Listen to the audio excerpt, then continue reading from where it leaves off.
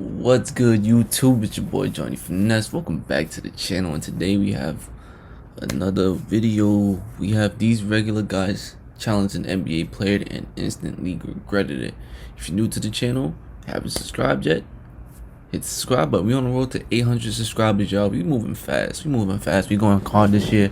We going harder than hard this year, bro. We going crazy. It's gonna be big changes, bro. We're gonna do it. So hit the subscribe button and the bell notifications too, so you don't miss a thing again. That being said, let's get into it. An NBA game and thought to yourself, you know, under the right circumstances, if I maxed out all of my abilities and put all my efforts into this sport, I think I could play in the league. Regardless of how unrealistic this is, I'm sure we've all had this thought before. We all love the game, and we'd all love the... For like you to really go to the league, you really have to have connections. All jokes aside, you really have to have connections for real. Like, you just gotta be in play it at the highest level. But for 99.9% of us, this dream will forever remain just that, a dream. Because the gap between most of us and an NBA player is massive.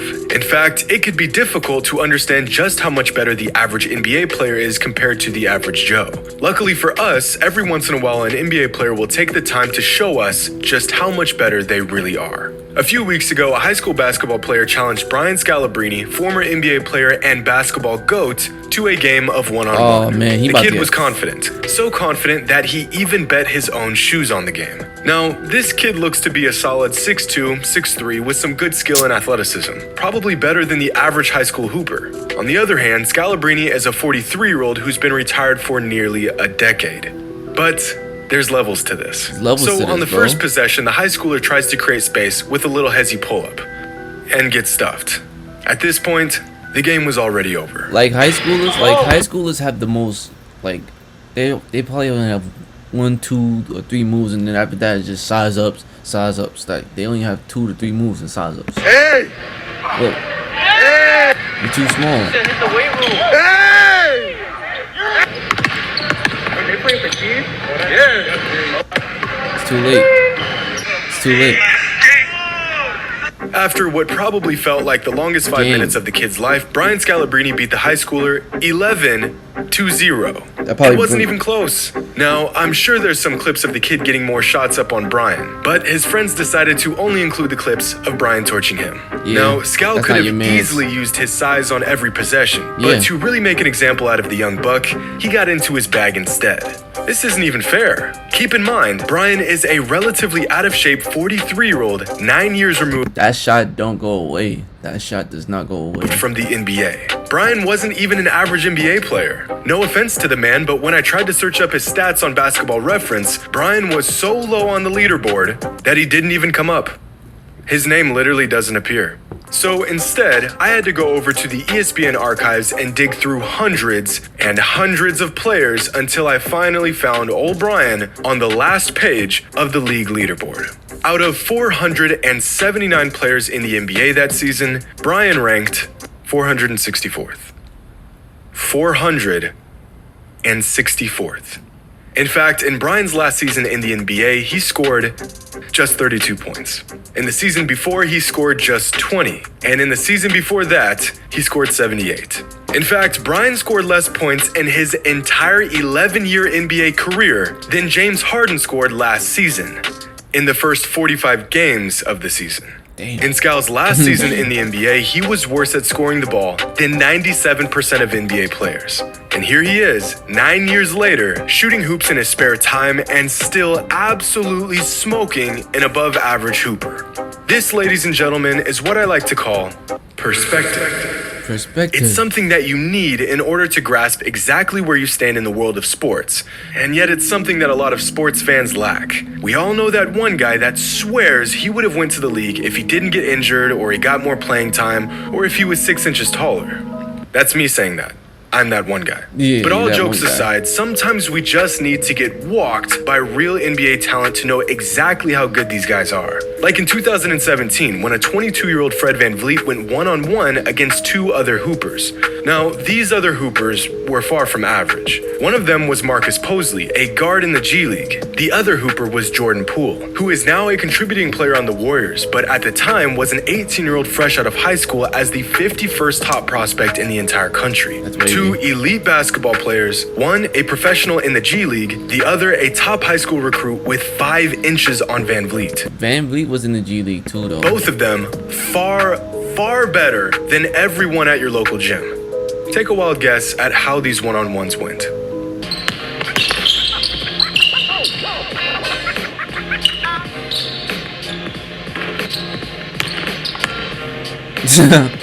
He just hitting you with moves. Like, you don't gotta do too much. That's the thing about with NBA players. They do just right. They do just right. Like, they don't do too much. They don't do too little. They do just right. Just enough to get that space to, you know, do that thing. You know what I'm saying? Boom. Like, that's all I need. You're too slow. You sweats.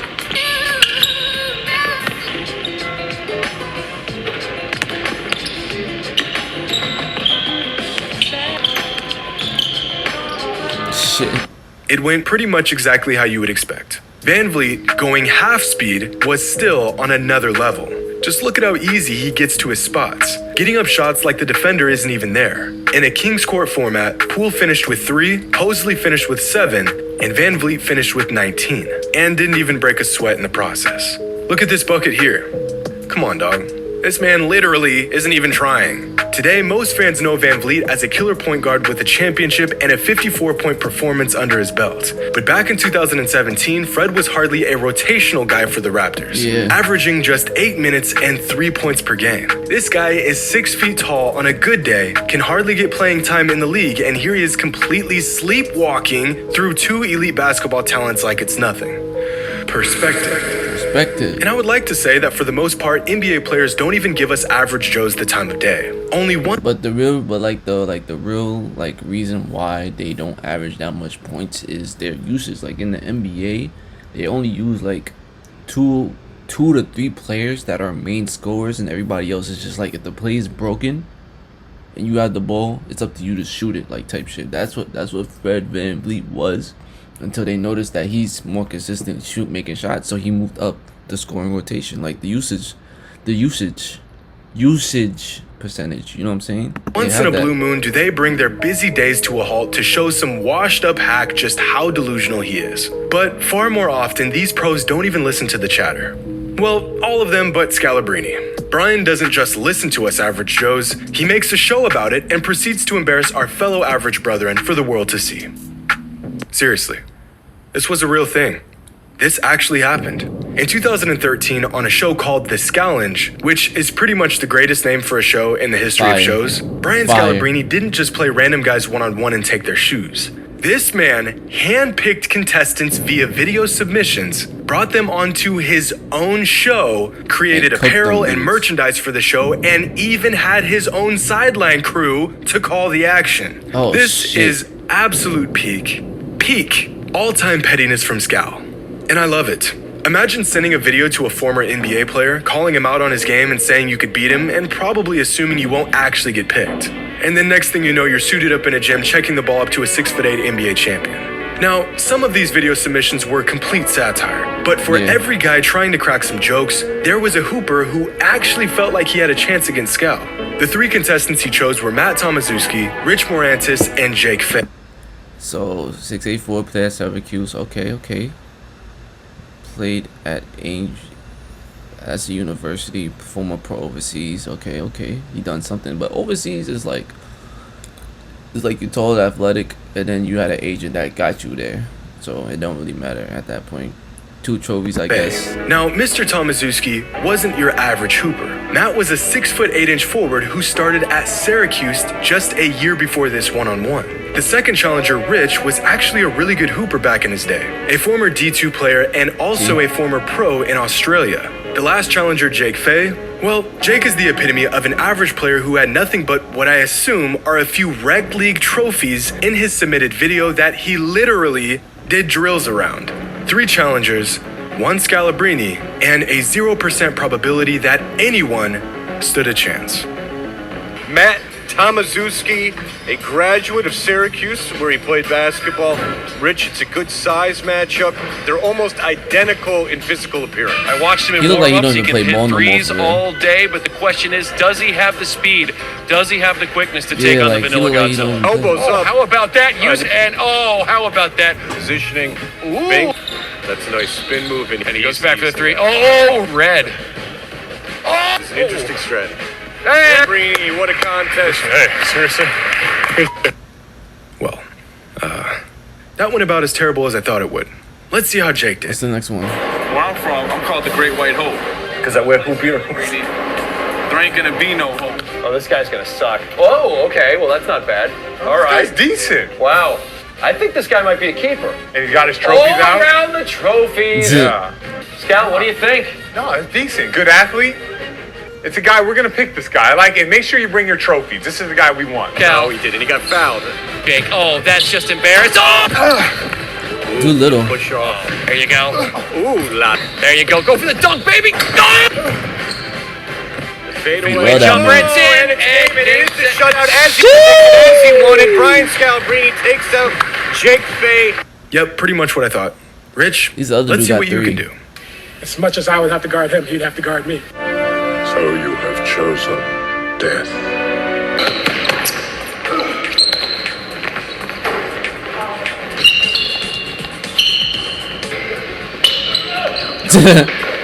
You're too little. You're too short, bro. All he does is this. He jumps. You can't do nothing about it. You're too little. All that's in your face. All of that's in your face. It's too little. It's too walk little. away with a shutout. What did you take from the game?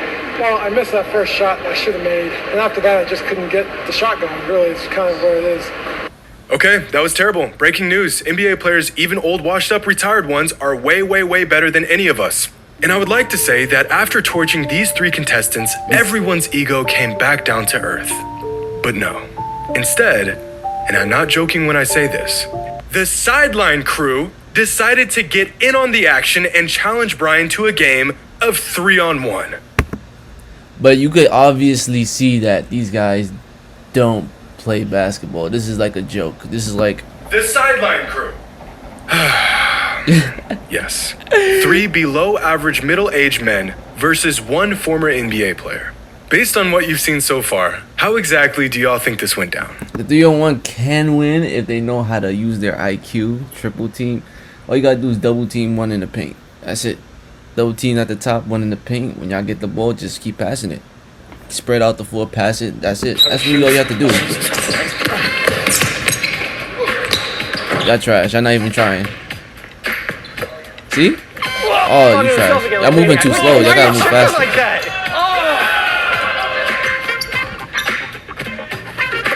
Caught him. See, they're doing the opposite. Y'all gotta close out on him off the rip. Like, I gotta press him.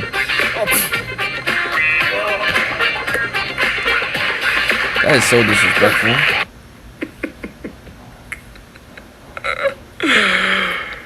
Oh boy. I mean, I would really like to say that these guys put up a decent fight. But, yeah. This is what happens when average Joes try to go against an NBA player. In fact, this is what happens when an average hooper, a former D1 player, and even a former overseas guy go against an NBA player. In the off chance that you ever get to actually play an elite talent on this level, it's just not gonna go well for you. So shout out to Brian, Fred, and any other NBA player who has taken time to scorch the normal guys, for giving us perspective that we desperately need but often refuse to accept. Let me know in the comments below. And be honest, how well do you think you would do in a game of one-on-one against an NBA player? And even better, It depends who which exactly one. do you think you would have It the really best depends shot which at one. beating? Hope you all enjoyed. And as always, until next time. It really depends on which one, though. Like, you know what I'm saying? I can't really explain it right now, but it all depends on which one. But if you made it to the end of the video, you obviously like the video, so you obviously gotta subscribe. Hit that subscribe button.